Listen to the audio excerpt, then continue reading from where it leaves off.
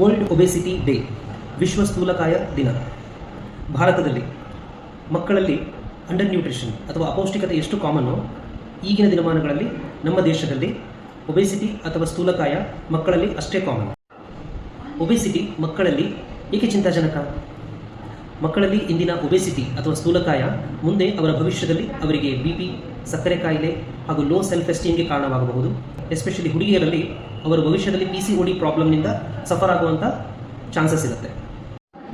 Parents ಆಗಿ ನೀವು ನಿಮ್ಮ ಮಕ್ಕಳಲ್ಲಿ ಒಬೆಸಿಟಿ ಬರದೇ ಇರುವ ಹಾಗೆ ಏನು ಮಾಡಬೇಕು ಅಂದರೆ main 3 aspects. First one, healthy food ಹ್ಯಾಬಿಟ್ಸ್ನ ಎಂಕರೇಜ್ ಮಾಡಿ. ಸೆಕೆಂಡ್ ಒನ್, ಎಕ್ಸಸೈಸ್ ಹಾಗೂ ಔಟ್ಡೋರ್ ಸ್ಪೋರ್ಟ್ಸ್ ಆಡುವುದಕ್ಕೆ ನಿಮ್ಮ ಮಕ್ಕಳನ್ನ ಎಂಕರೇಜ್ ಮಾಡಿ ಹಾಗೂ ಸ್ಕ್ರೀನ್ ಟೈಮ್ ಅಂದರೆ ಫೋನ್ ನೋಡುವುದನ್ನು ಮತ್ತು TV ನೋಡುವುದನ್ನು ಕಡಿಮೆ ಮಾಡಿಸಿ.